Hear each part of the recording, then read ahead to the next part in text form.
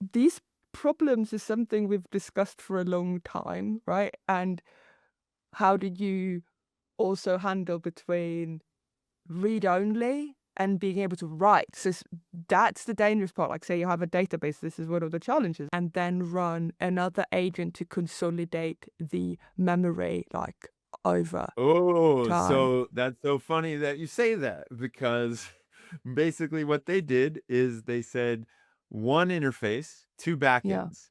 Okay, I'm just gonna be fully transparent. I am trying to, like, really buy into this idea for a second that, that putting the harness Trying to outside drink of the the Kool-Aid. sandbox. Trying Yes, so hard to drink this I Kool-Aid. I I am like doing my it. best.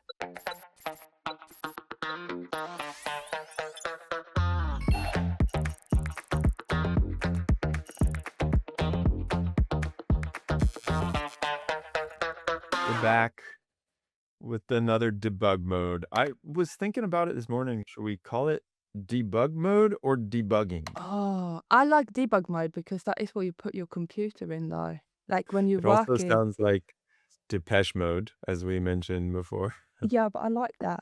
I made a little logo that is inspired by Depeche Mode. Nice. Well, we're debugging on debug mode. Today we're going to Yeah. go over the harness and whether or not it should be inside or outside of the agent sandbox or the sandbox in general. Or There's the some, sandboxes, like yeah, multiple. there's some opinions that are on this one, and people are feeling like they want it inside for certain reasons or they want it Mm, outside for other reasons. yeah. It all kinda kicked off. Can I break down the sequence of events for you? And then Thank I wanna you. get your takes on it. Someone, AKA this dude who wrote on the Mendril blog, his name's Andre Luzzardi. I'm So, or guessing he's Andrea? Italian. Yeah. Yeah, maybe Andrea. It could be a female. I don't know how to No, it pronounce could that. be a man. In Italy, man can Yeah. be called Andrea. Alright, so, uh we're gonna go with they, just in case, for, obvious reasons. We're gonna call they Andrea or Andre Luzardi talked Yeah. about how you want to have agent harnesses outside of the sandboxes. They wrote a blog post on why that should be, and it's probably worth taking a quick pause real quick to explain what a harness is so that we're both on Yeah. the same page because a lot of people throw around the term harness, and I have been in more than one conversation where I'm scratching my head like, I don't think we are calling harness the same thing. Mm. Oh, I guess we should establish that, at least between the two of us, so that the rest of Yeah. this conversation actually works out. So, do you wanna start or shall I start? I have a very simplistic view of a Okay, harness, go for it. and it is anything that you add to a model that makes it an agent. That's what Okay. I would call a harness. So all of Mm, the different ways that it does compaction, all the file systems mm, it uses, all the prompts it uses, any type of observability you have on yeah, top of it, like anything in the system mm, around the actual model is the harness. yeah, that is I agree with the statement. I am using my little weird analogy brain to try and think about it in even simpler terms. And maybe if I just do a weird analogy to the human body, the brain would be quite useless without the rest of everything, the input. Mm.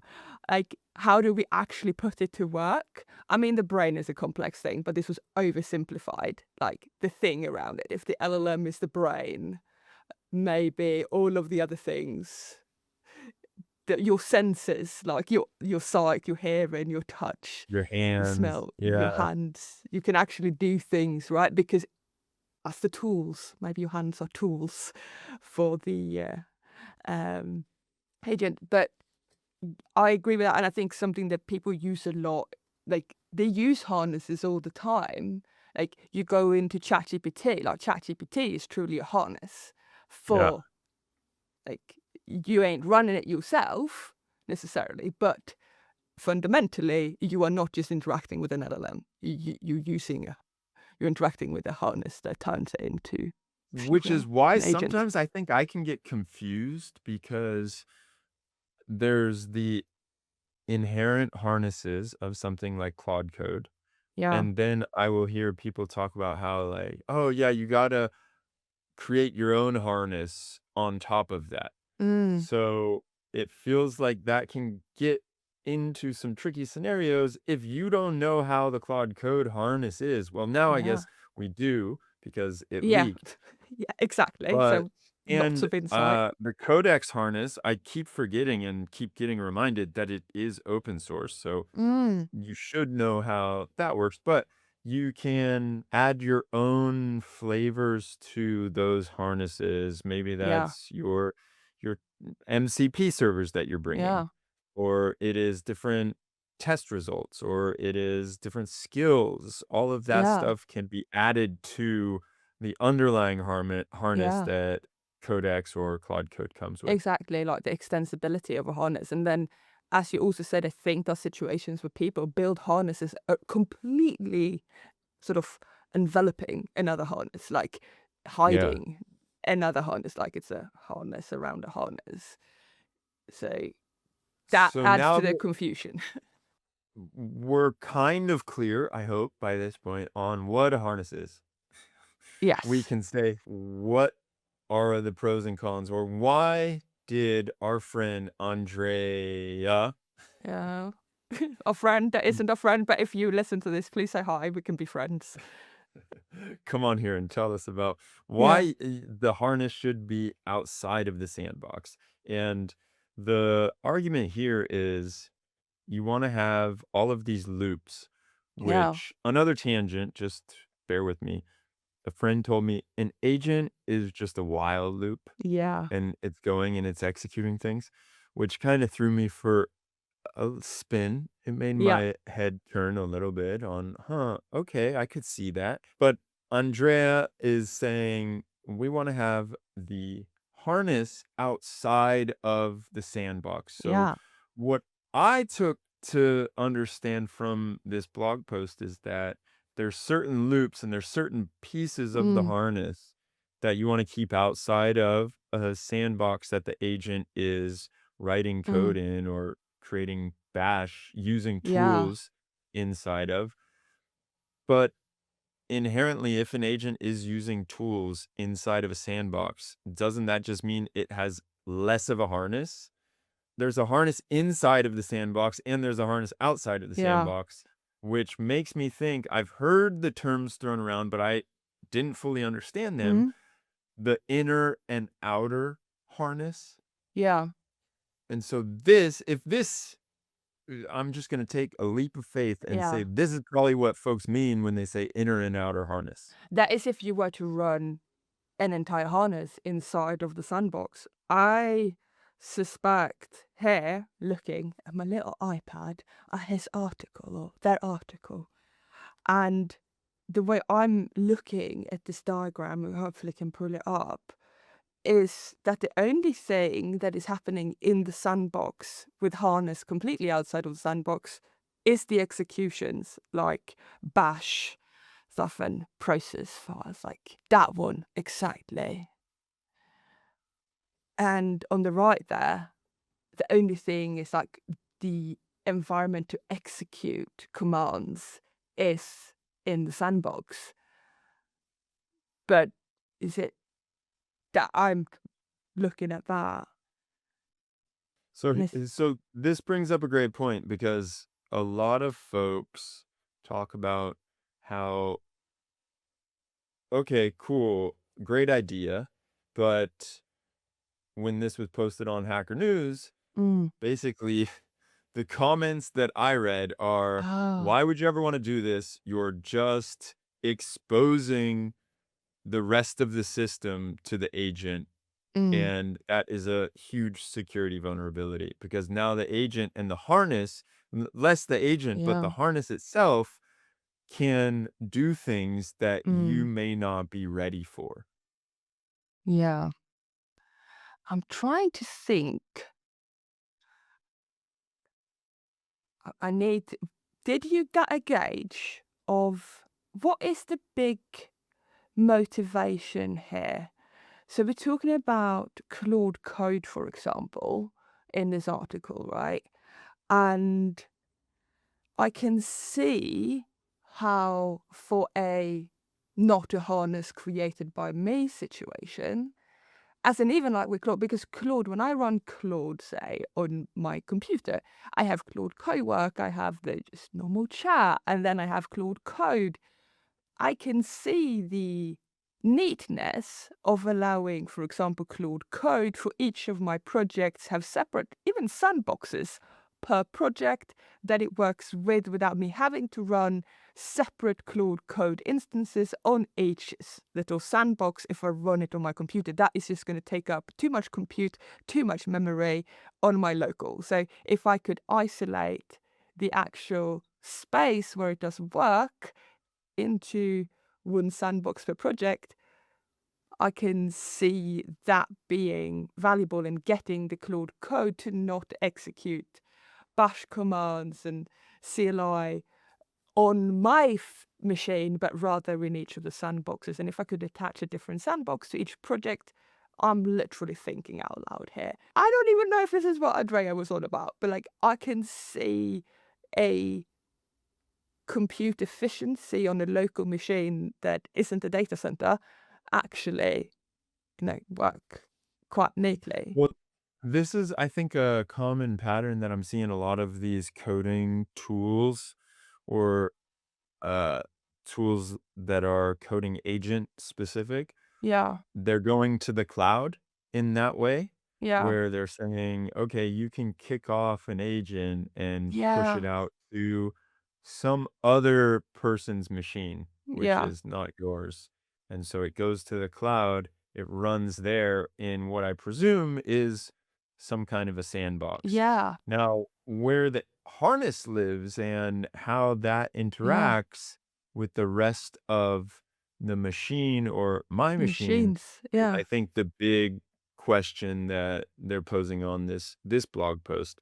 A yeah. few other things to note that I thought were pretty interesting on here is Andrea was talking about the trade-offs. Mm, And when you have the harness inside the sandbox, there's some good things they were talking yeah, about, saying like, you know, it's simple. That's probably the biggest thing. You don't have to overcomplicate your yeah, life.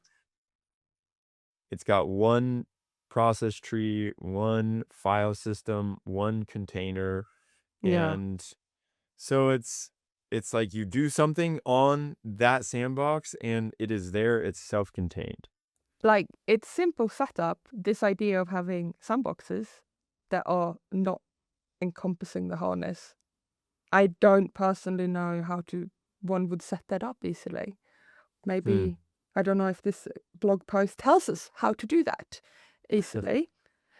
They don't go into that, Yeah, but they are talking about how it's kind of like the way that we have been interacting with sandboxes and coding yeah, agents in sandboxes these yeah. days is very much ephemeral, where you Mm, spin it up and then you spin it down and it's there for a moment and then it's gone.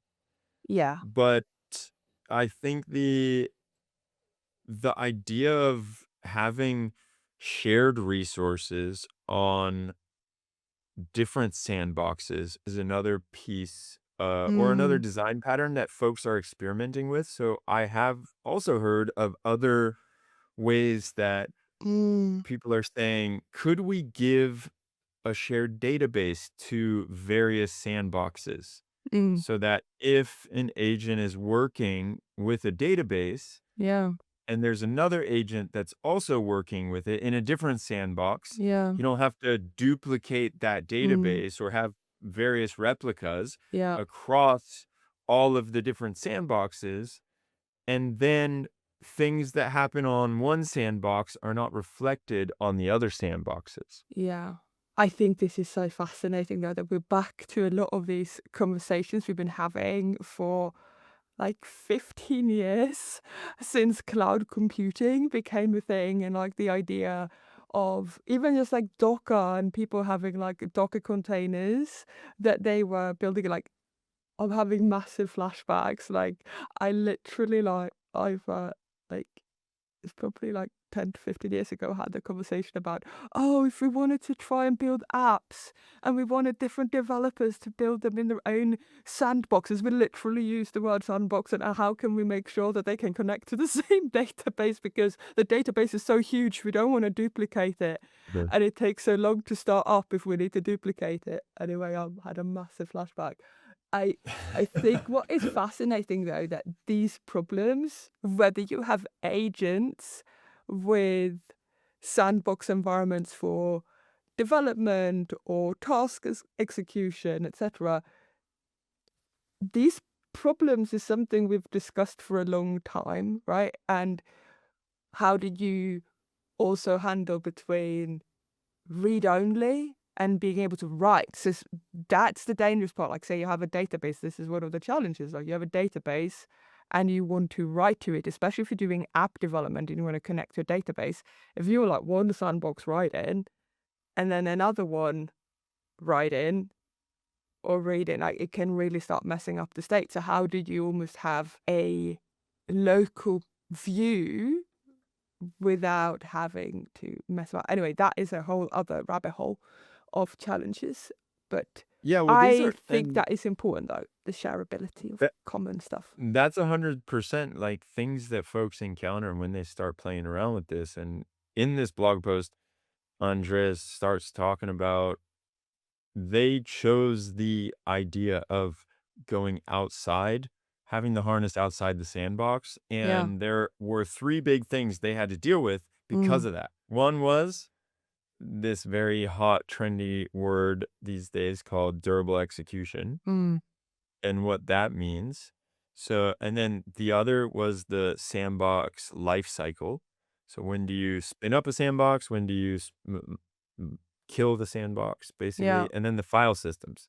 And that kind of goes to your point. The file systems, the database, like there's a little bit of a blurred line these days Yeah. between file systems and databases, because a lot of the stuff that we're working with agents with are just markdown files, Yeah. even though it is kind of like it's not necessarily database where you would think of columns and rows, but it's kind of a lot of a database, file system Yeah. database. I think that's, It is a database. It just lacks the, if you will, the harness around the data to query it and structure it in a yeah, automated way. But it's still a structured data that is discoverable through a file system and organized. So it's still a file-based database, if you that's so will. true. Yeah, Yeah. that is so true. It's just a different type of database. So the those were the three hard parts about having the harness outside Mm. of the sandbox. And so I'm reading it now. There's a few things that they bring up on this, like for durable execution. This is one thing that Mm. came up because you don't have the ability to have the local file system if the harness is outside of the sandbox. Mm. You have to have agent sessions run for hours and they have to survive deploys. And Mm. if they live on different machines, then file systems stop being something that you can point at. So that's Mm. why durable execution was there. And then the file system became something that they had to make non-local, Yeah. you could say.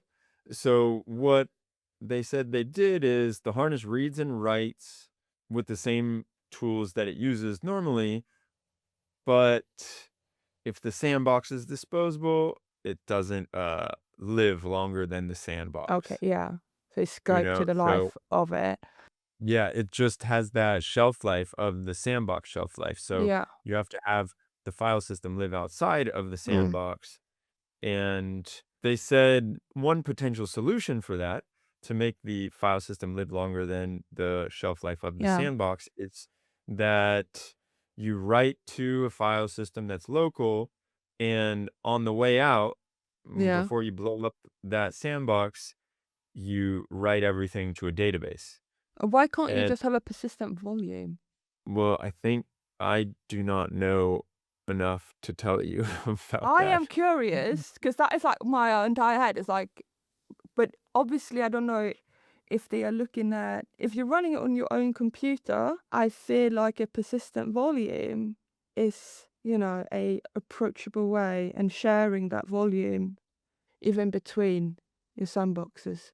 From what I understand is that you don't get the information that was written to that file system until the sandbox session ends. Mm, So imagine you have 3 sandboxes that are yeah, writing to that, like we were talking about, yeah, there's that shared database, yeah, but all the information and all the changes that happened on that shared database don't actually get registered until the sandbox is spun down. yeah. Then you're gonna have all kinds of conflicts. That you would. And I'm trying to think about. I'm going through my head the scenarios, right? Of if I were to have multiple sandboxes, would I have multiple sandboxes for the same project? And if I have multiple sandboxes for the same project, then how do I want to? I want to have rules around what gets persisted and not from a run or from a like thing, right? Yeah. When things get updated and probably it's all sorry, I'm thinking out loud, my brain's whirring. It's like, have it, like, time-stamped, of course, so keep the history and then run another agent to consolidate the memory, like, over Oh, time. so that's so funny that you say that because basically what they did is they said one interface, two Yeah. backends. Yeah. And what they had is the agent has one read tool, one write tool, and one edit Yeah. tool. The Yeah. agent calls them, the harness looks at the path and routes the call based on what the path means. Yeah. Then paths underneath the workspace go to the sandbox the way they always did. Mm. Paths under the skill and memory namespaces go to the database, Mm. and they write to a memory path is a database transaction scoped to the organization, and a read to a memory path comes from the database too. Yeah. So here's the kicker. Two parallel sessions in the same org see the same memory the instant is written. Yeah. Basically, from what I understand, is it's almost like you're doing what you were saying, where you have certain rules that things are being updated in real time as you go along. It's just a little bit more complex because it's not Yeah. happening all in the sandbox. It's happening in the Yeah. sandbox and It propagates because they look at the same truth. yeah, But I do think of something that's interesting. We used to they s- they seem to use the word org, which maybe in if I was a single person having multiple projects, I can view a project as an org because knowledge within that project needs to be shared within all agents and systems working in that project. yeah, I am really fascinated by the idea of I like the idea of putting the harness outside of the sandbox actually only for the reason that I am trying to manage the limited compute power on my local machine.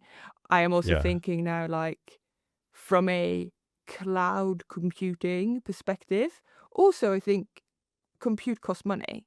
So yeah. if you can optimize how you are leveraging compute, that if you had a harness, it's, I'm thinking about it almost like this harness is obviously a harness that can handle multiple things.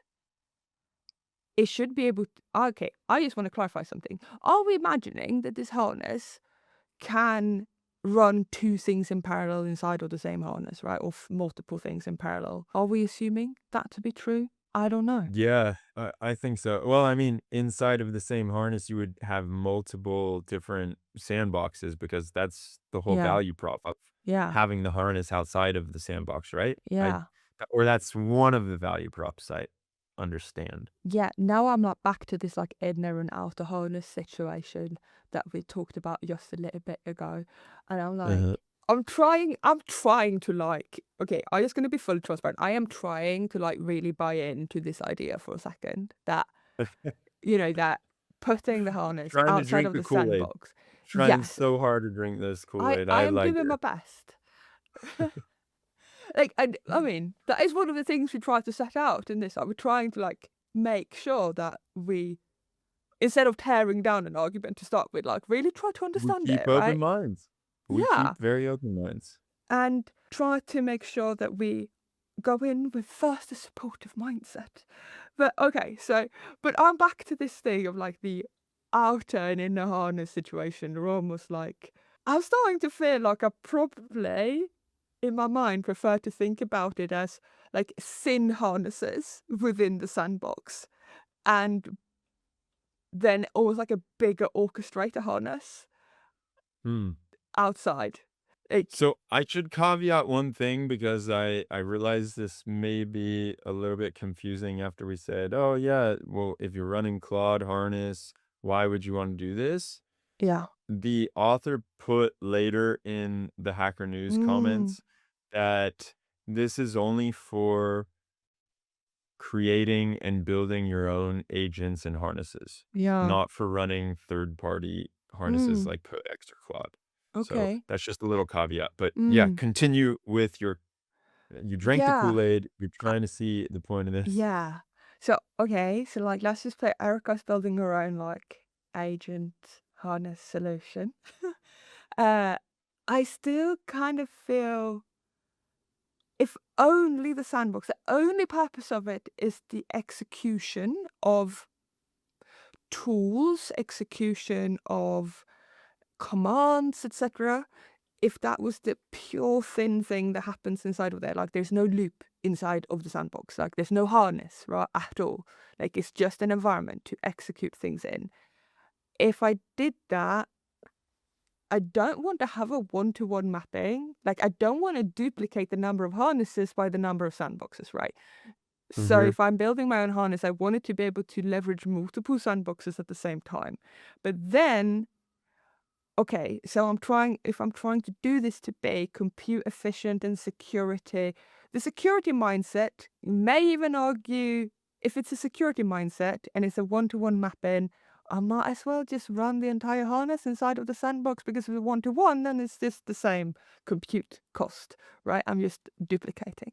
Then, okay, if I have one big harness that is having multiple agent loops almost running in parallel inside of it and managing, sure, there is wait time, which is a good point. To be fair, if you're executing something inside of a sandbox, that is wait time. So even if, look, I'm really arguing myself back into that. Okay, it could be still be fine if it's a one-to-one mapping because could you have things sort of go to sleep? Or even if you have one big one that can have multiple loops managed inside of it, like sub-agents, if you will, which does make sense. Many harnesses have the notion of orchestrator and sub-agents. I'm using my coffee cup here for those who do watch it on video. That is the orchestrator. I'm talking so much with my hands, and now my coffee cup is involved. But okay, so if we are looking at it as there is this agent with sub-agents within the harness, and those sub-agents can even get ephemeral sandboxes assigned to them to execute things. And we have templated sandboxes for different levels of permissions, and we can attach the correct type of sandbox to the correct type of task so it doesn't bleed. Oh, and the observability, how wonderful. We can even control, like, should this even be able to call the internet? Probably, maybe not. Like, we want to execute a script. This is a contained sandbox. Now Erica is inventing her own harness. And how do I create the rules around this to assign the correct type of sandbox? There needs to be clear rules. Maybe sometimes we want to get out of the internet.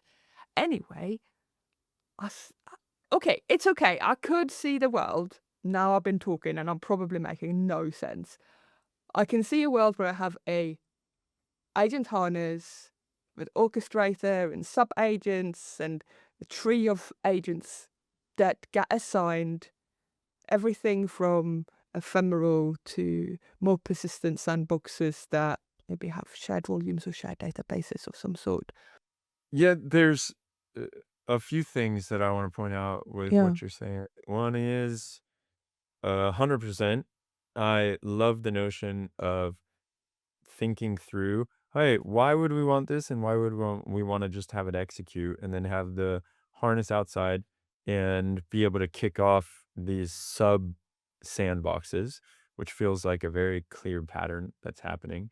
And all it can do is execute, and we can set up our policies and we create the harness that we want. So we feel a little bit more confident in what the agents can and can't do, Yeah. and when they can have access to certain tools or certain Yeah. internet.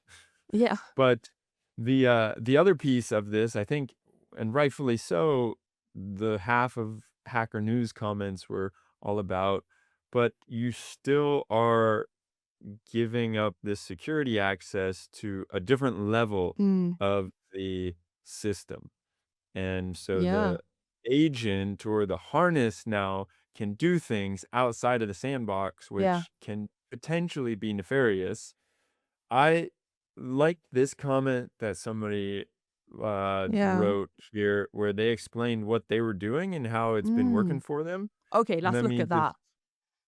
yeah, this my approach has been a NixOS host with the harness running in a rootless Podman sidecar. Mm. The Okay. host has Squid configured with his self-signed CA and networking rules to route all host traffic to the intercepting proxy. So there's a tight firewall and full Mm. auditability. Kind of like what you were saying, where Yeah. you get to have that observability and auditability, and you have a firewall to say what gets in, what goes out. Yeah. So by default, the agent runs in a split pane tmux session with a host shell on the left and the chat interface on the right. The RPC whitelist includes the proper tmux capture pane Mm. invocation to pull it from the host shell, so I can easily let it see what I'm doing if I want to help debug something. Cool. That's basically what we've Yeah.